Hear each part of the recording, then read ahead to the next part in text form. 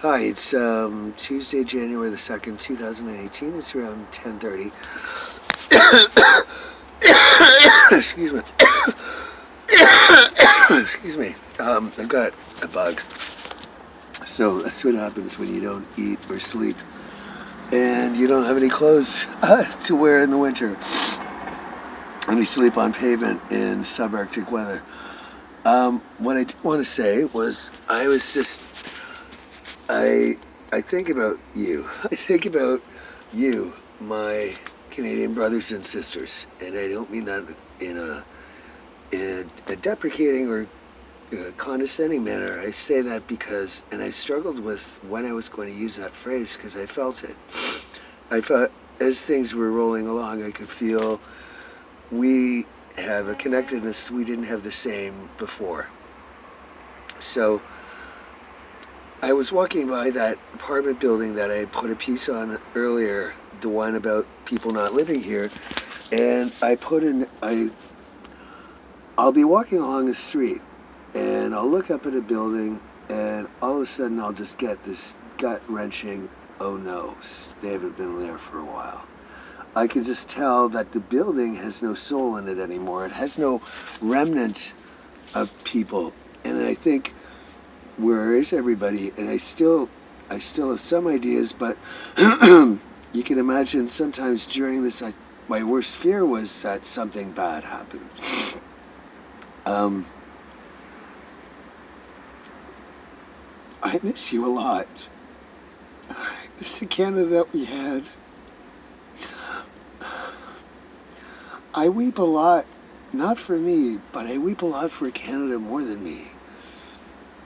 I I remember what a great country it was, and for me, it's stark being in it with these things here. Um, it's hell. It's awful. It's the worst experience I've ever had in the world. I I I never want to look back on this ever again. I would like to push it out of my brain as much as possible. The hate, the pure hate and cruelty and random just evil darkness anywhere, anytime, just out of nowhere. It's just so bad. It's it's just pure hell every minute of every day. I resent the people who put me here, and I resent the people who keep me here because of their lies and because they're using me to their own benefit. Um, this house today, it was that 3 or 4 story apartment building post-war, and I could just sense, oh, the people haven't been there. You can sometimes feel the person and their soul, and these people were very just kind of very gentle apartment dwellers in like their 60s or 70s type of thing, or 50s, just like middle-aged type of thing, and getting ready near retirement. It just had a kind of successful, hopefully, period in their lives, and it was just a good feeling. And I thought, oh my God, you're not here.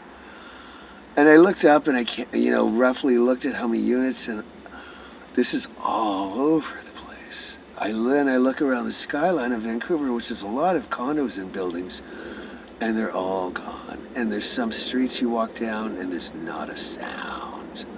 You can walk by the beach at 3 or 4 in the morning, and there's not a bloody goddamn sound. There's not a sound of anything. There's no dogs. There's no people. There's no steamships. There's just no cars. There's just nothing. You have never experienced silence like this before. It is breathtaking in its scope and in magnitude that humans are no longer populating this part of the planet. They are not even remotely like us. You can sniff them and smell them. They have no perception of emotions or right is wrong, or where a line is drawn. They have no conception of compromise, of cooperation, of minimizing discord. They're really the most vile, hideous group of things that I've encountered in my life, and I hate them.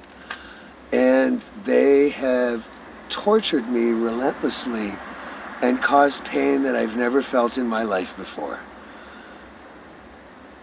against that backdrop, I remember my times with you.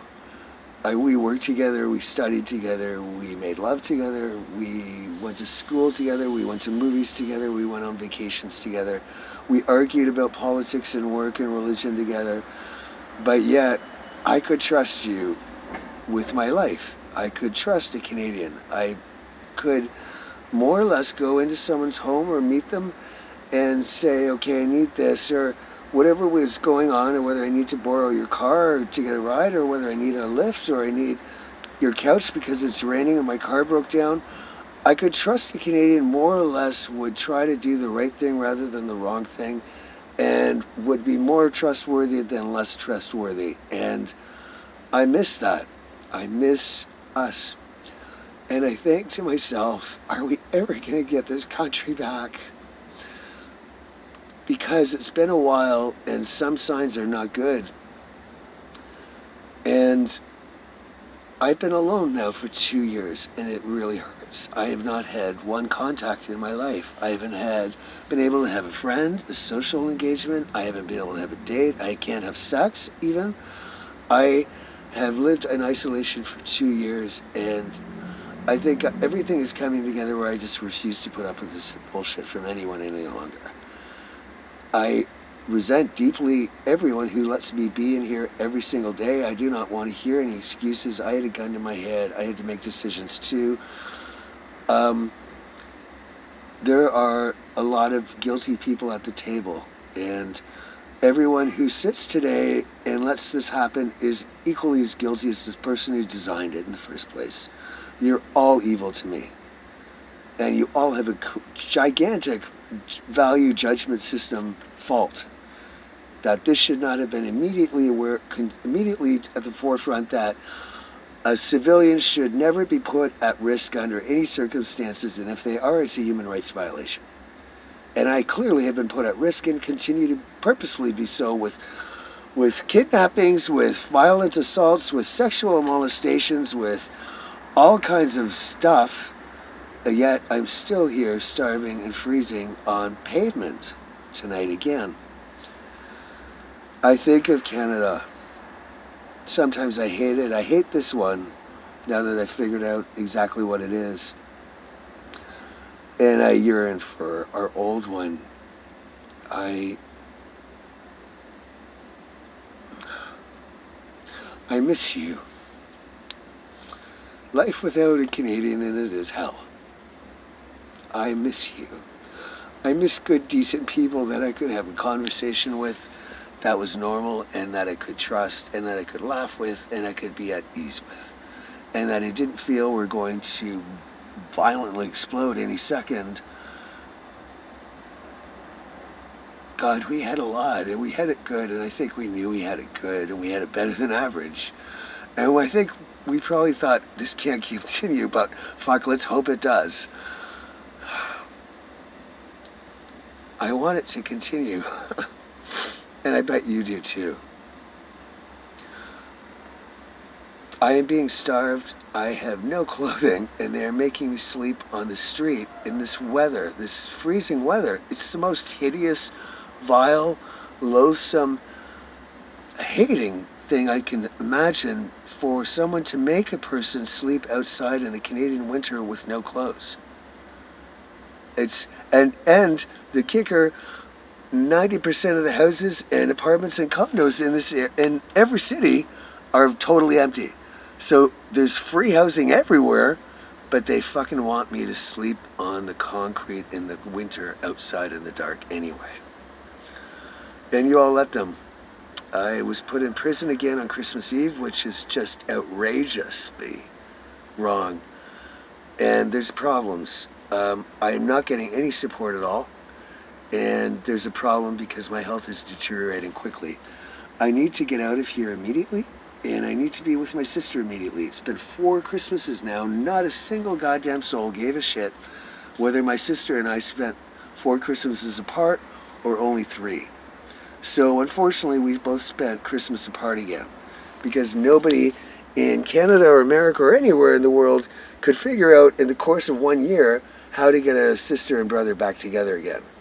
Bullshit. I believe that you care, you just don't care enough, and you don't care enough to make the right decision yet. You'll have to, but you're just not there yet. And unfortunately, I have to suffer in the meantime. President Trump and Prime Minister Trudeau, I suffer directly because of your greed and your refusal to make the right decision. Every day that you refuse to address the ongoing problems that the CIA have caused in my life and continue to do so, I continue to suffer for no reason. I should be removed from this Nazi camp immediately. So, I was thinking of Canadians today when I saw that house or that apartment. I think of you often. I do. I have not been told the truth by anyone since I left Prince Edward Island. It's been a hellish period of deceit and abuse and violations and predation and starvation and assault. It's been hell. These bastards are not going to walk away, and that includes the United States government. And that includes anyone in the White House I have to sue or go after. I will not allow anyone to violate me. I will not allow anyone to violate me at all. I want to get the hell out of here immediately. I will be getting out. The hunger strike is still on. It is very much on, as you're all aware. There was very little eaten in the last couple of days. I will not goddamn back down. I want to speak to the President of the United States because the CIA purposefully put me in here to torture and murder me. If the U.S. government is going to do that, then the President who's sitting at the time, I want to talk to. So I'm waiting for the phone call. I'm not budging on this one. My life has been put at risk so many times, continues to be so, and I am treated right now in an ignorant and rude way, considering what my Canada has done. You people are acting very, very selfishly and greedily and poorly. You need to make better decisions, and you can, and you must, and you will. I suffer because you want to benefit, and that must end. That's the end to this one. I wanted to send my sister a message, and I think I figured out how I'm going to do these. This is one for Canada and everyone in general to let them know what's going on and that this hell, this abusive crime against humanity against me must end immediately.